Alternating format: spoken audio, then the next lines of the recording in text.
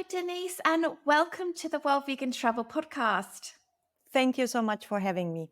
I am so pleased. You're talking to me from one of the most beautiful spots in the world, Bali. I'm quite jealous in many ways. It's such an amazing place. So we're going to be talking about Bali today, but we're going to be talking about basically the story of your company, for want of a better word, your brand. I cannot believe I've been in the vegan travel space for so many years, yet I only just learnt about what it is that you're doing. So, Yeah. Denise, why don't we get started by telling us a little bit about who you are, where you're from, and like an overview of what you do in this vegan travel space? Yeah, sure. So, as you said, I do live in Bali now for a little bit longer than 3 years because we as a company decided to open our fifth project here on that beautiful island. We started in 2012 with the idea of a small guest community in Frankfurt. All other hotel projects, it's 5 in total, so 4 are based in Frankfurt, and that's also where I'm from.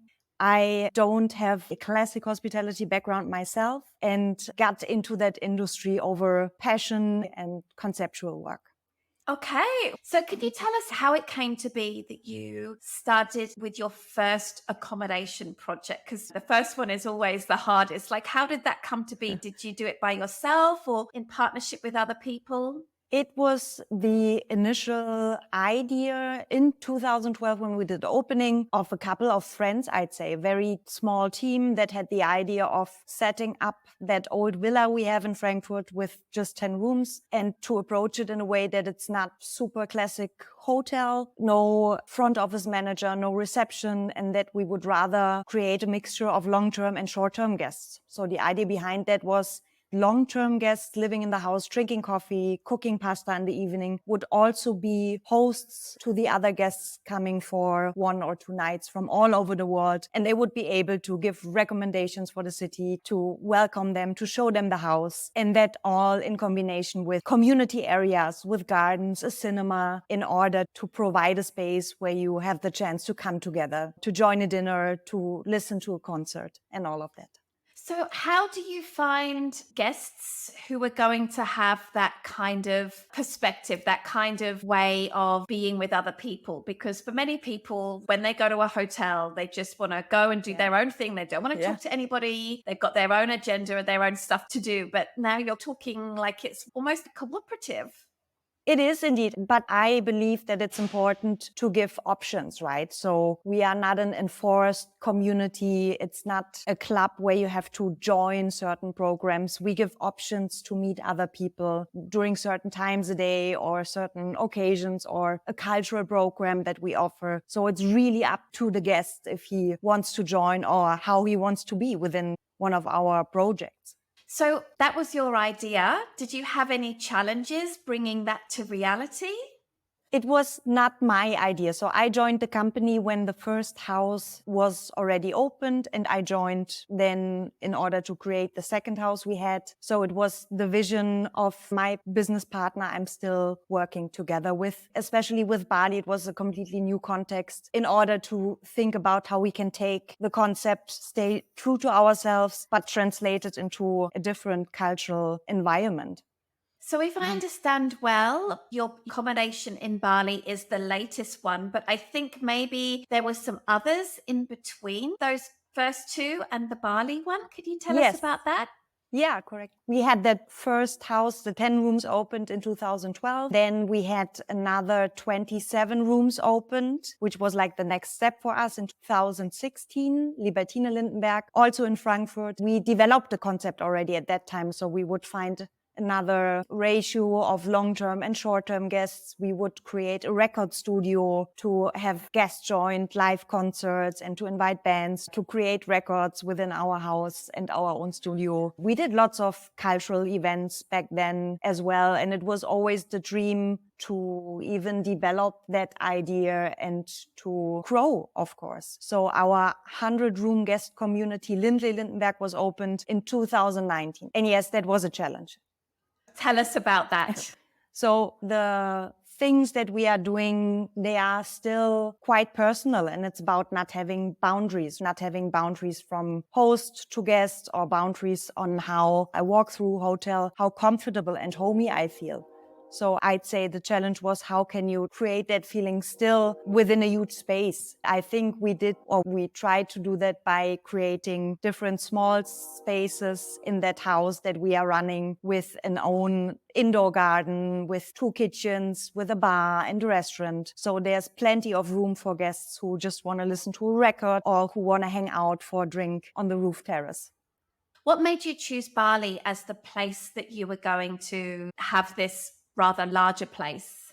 Bali was the outcome of a travel and falling in love with the island and with the beautiful culture, with the nature here, with amazing places, getting into surf. It was a dream that came up a few years ago. There was no question that if we ever have the chance, if we find the right spot, if we can manage to create a project team here, that we would like to go for that. Can you describe what the accommodation is like? Lost Lindenberg is a very magical place. And I'm not saying that because it's a Lindenberg project, it's magical because of its location. West Bali, those who might have been, they know, is still quite remote area, and it feels like Bali 25 years ago. We are located within a small village named Pekutatan. It's beautiful houses, huge frangipani trees. You have the ocean directly in front of the house. What we tried with the architectural and design approach to really integrate the project into that nature. So you arrive, you have that huge installation art wall from Tobias Rehberger that is a bridge to our urban DNA. Then you enter into the jungle, and you have actually a few minutes to walk to the jungle until you arrive at the reception house. And that just creates a certain feeling, I guess. Yeah, I'm just trying to picture where it is located. Is it near Ahmed? No, Ahmed would be east side, and we are on opposite the west side. We have beautiful sunsets. We have the surf directly in front of the hotel. Medewi has a surf spot 10 minutes far from Lost Lindenberg as well. And it's by the ocean too? It's directly in front of the ocean, yeah. Wow, it really is very beautiful. I'm just looking at the website now, and it seems like you have direct access to the ocean, but you're just surrounded by palm trees. It just looks lovely. May I ask what kind of budget this accommodation is? Is it for everybody or backpackers, or is it super high-end luxury? Could you tell us about that? Yes. So the price point for rooms is, we are starting with $350 a night. That's the starting price. We have 8 rooms. We don't consider ourselves to be a super luxury high-end product. We are an unpretentious concept, and it's easygoing inside and homey. Yeah. Okay. Now, something we haven't even yet talked about is the fact that this property is a vegan property and your other properties are also vegan. So how is it that it came to pass that Lindenberg, the company, the brains behind all of these different places, decided to make their properties vegan? For us, it was a logical result of times that we are living in. SWANS, which is a restaurant that belongs to our universe, was actually one of the first projects, a Michelin star restaurant that time, serving 5-course menu with fish and meat. But we started growing our own vegetables. And the first thought behind all of that was, how can we integrate that permaculture that we are running even more into the concept? So it makes sense by the end of the day. And it's not that the permaculture is following the restaurant. It should be the other way around. So we got more and more consequent in doing that. And the first step was that we went completely vegetarian, which was already huge and amazing, which was also a success a few years ago because we managed to keep that Michelin star with that restaurant. Then the idea that it wouldn't be such a big thing to go fully plant-based, because we realized ourselves there's not much you would miss, most probably. It just blows my mind that there is another Michelin-starred vegan restaurant. I didn't think there was. I knew there was one near Bordeaux, which got a Michelin star, but unfortunately it closed, I think last year or something. But there is a Michelin-starred vegan restaurant in Frankfurt. I never would have thought. in a tiny house in Frankfurt on 3 floors. The kitchen is tiny. The team under an incredible chef is doing an exceptional job. They developed the concept. It's an amazing experience to go there. Wow. So you have how many properties in Frankfurt? 4 in total. 4. And how many of them are the kind of the more communal living? All of them? Or are some of them more conventional hotels? No, I wouldn't say that we run any conventional hotels. We have one property that is near Frankfurt that is basically a house in the forest with 1 bedroom. So I wouldn't say that this is very communal because of the amount of guests we can host there. It's very private, has a small lake and a garden in front. But all other projects are run basically under the same mindset. So how was it that people reacted, like your past travelers and past guests, when you decided to become a vegan hotel? Because I'm sure many of them might have been disappointed, perhaps. So what was their reaction? I heard in the beginning, we have long-term guests as well, that there was a black market for sausage in the house. Oh dear. I think it changed a lot during the last years, and it was quite a big thing when we started a few years ago. For us, we were like exploring and having obviously conversations, especially for everything that is connected to events, because even though when you have people or hosts that create an event or they have a wedding, then not necessarily the other 85 people invited to that event are vegan too. But that got a lot more easy, and it's not even a topic anymore. In Bali, we don't communicate that big that we are vegan, because for us, it's also not a big thing by the end of the day. It should be normal, and we don't need to give it a red sign. Yeah, I know a lot of businesses use this approach where they just don't mention the word vegan anywhere. People are often quite surprised when they're like, oh, I just had breakfast and it was vegan and I didn't even really notice because it was just tasty and delicious.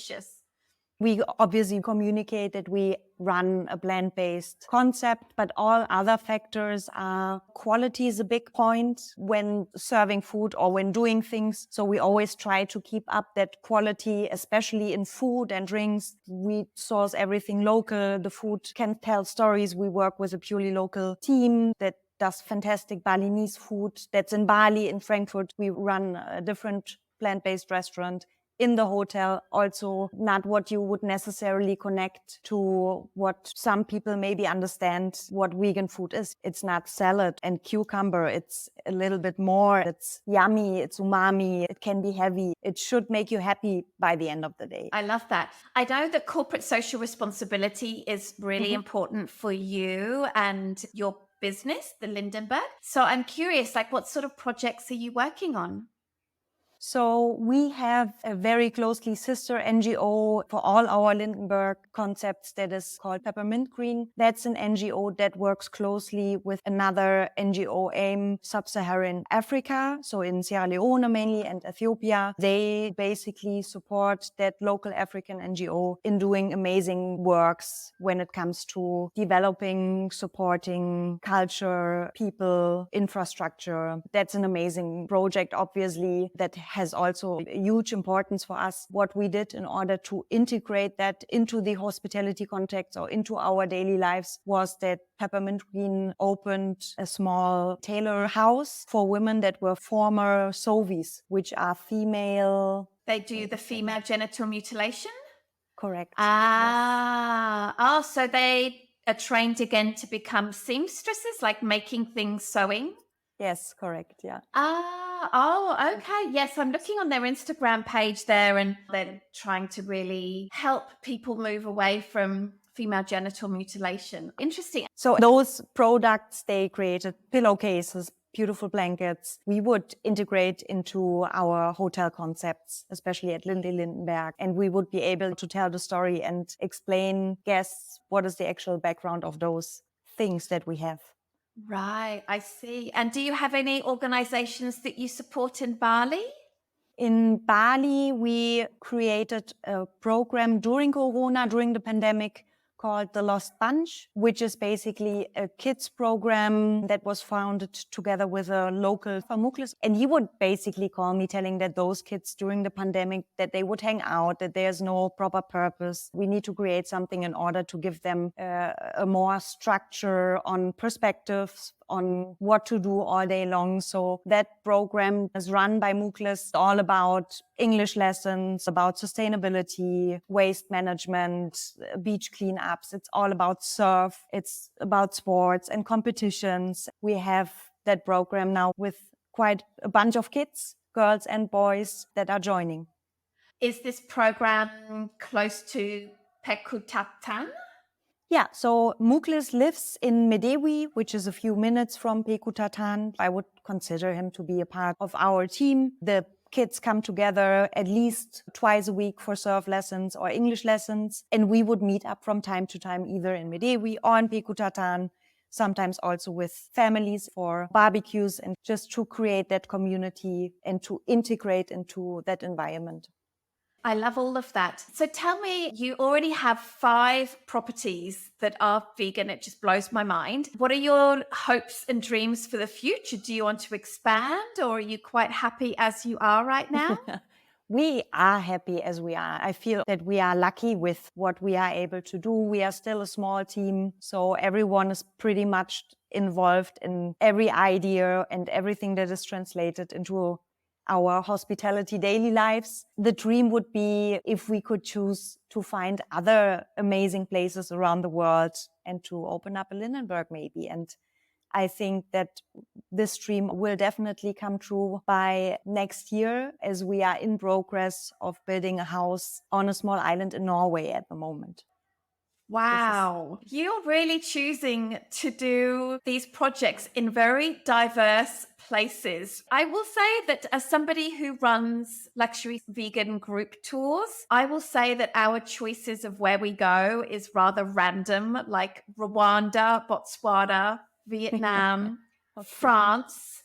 They're quite random. And sometimes when you work on such diverse trips, the workload is much more because everything is so different from each other. Like the culture is different and the infrastructure is different and the kinds of things that you're doing and seeing is different. So I imagine it must be quite similar for you.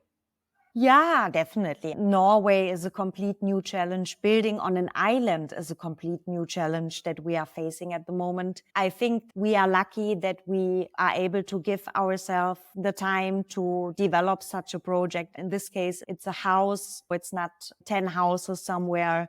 So we are able to get to know the culture, to get to know the infrastructure. I've spent 3 weeks in Norway in March with our project team, and we would start to talk to people to get an idea of how things are working, to start creating a concept. So I think with time, that's all possible. Yeah. Someone like me, I don't have a lot of decorating skills and I don't have a lot of ideas about what would look right, feng shui, whether that's true or not, I don't know. But you must use the services of architects and professionals like that. Is that how you have done it in the past? Yes, for sure. Architecture and design is something that we love to dive into. So we would always choose the partners that we are working with in a way that we think they are able to create a world, or we are already admiring the works and we can follow and we see like a common base in order to create something that is really special. In Bali, we did together with Alexis Donnier and Studio Jenkel, amazing architects and interior designers. In Norway, we are going to work with Vera and Kai. So we are lucky. Okay. So most of the people listening to this podcast are usually English speakers. So from the United States or Canada or something like that. Which of your properties do you think would be particularly appealing for them? Where are they found? What is unique about each one? I think that being up for something in an urban context, for a weekend trip, going to Frankfurt and staying at Lindenberg because it's a house again, you can choose. You don't even need to leave necessarily, because we provide in-house everything in order to have a wonderful stay, from, again, visiting the bar or the restaurant, or cooking yourself in one of our kitchens, connecting to other people, because there's quite a lot of things happening. So it really depends on the mood. Bali obviously is something that is far away from everything, far away from distraction, a focus or refocus on other activities in life. So I'd say it really depends on what you're up for. I see. Yeah. Many people listening to this podcast will probably know that Bali is a very, very vegan friendly place to go. But I imagine that where your hotel is located, which is not such a busy area of Bali, I'm wondering whether there are a lot of vegan options around there or not really. There is now. So there is things coming, and I can proudly say that we also had a tiny bit of an impact on that. So we have now 1, 2, 3 restaurants in that area that are offering vegan options as well. And they do good. Rastafari Cafe is an amazing place for dumplings and curries now. So no, you can find other options as well. I see. Yeah, it really is quite off the beaten track, this part of Bali where you are. It just looks It is, absolutely yeah. beautiful. I'm just so excited, Denise, that Lindenberg, in all of its different formations, exists, and that vegan travelers can go and stay. People who are not staying at the hotel, are they able to have a meal at your restaurant in Los Lindenberg? Yeah, we do that based on requests. As we just have that 8 rooms, we sometimes do have obviously exclusive bookings. We get a lot of requests for people to hang out at the pool or to come over for lunch, which is obviously possible if we think it's the right guests in-house that are okay with that. But there is days where it's obviously not possible, and then we would find other options for the guests. So how would people go about contacting you to see if that was possible? I'm imagining if I was on a motorbike ride or something Yeah. like that and I wanted to come and pop in, what would be the best way I could book so I can avoid disappointment? The best way is via WhatsApp. And we do have WhatsApp contacts even on the homepage with a small window, so you can write, and the team is on WhatsApp, so they can answer also short-term requests quite easy. Fantastic. Listeners, that might sound a little bit strange to some of you, but in Bali, everything is done in WhatsApp, right? Everything, yeah. I love it. All right. So, Denise, I want to thank you so much for this really interesting work that you're doing in creating vegan accommodations in all of these different kinds of ways that are just going to really please vegan travelers when they go to Frankfurt or Bali or maybe even in a remote island in Norway. How can people learn more about you and make bookings?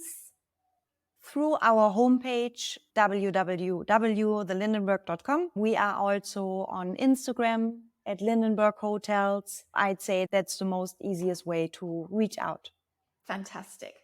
Denise, I want to thank you so much for taking the time and getting up quite early to talk with me today on the Well Vegan Travel podcast. I wish you all of the best with all of these incredible projects that you're working on. Thank you so much. Thank you so much for having me, and it was a pleasure. Thank you.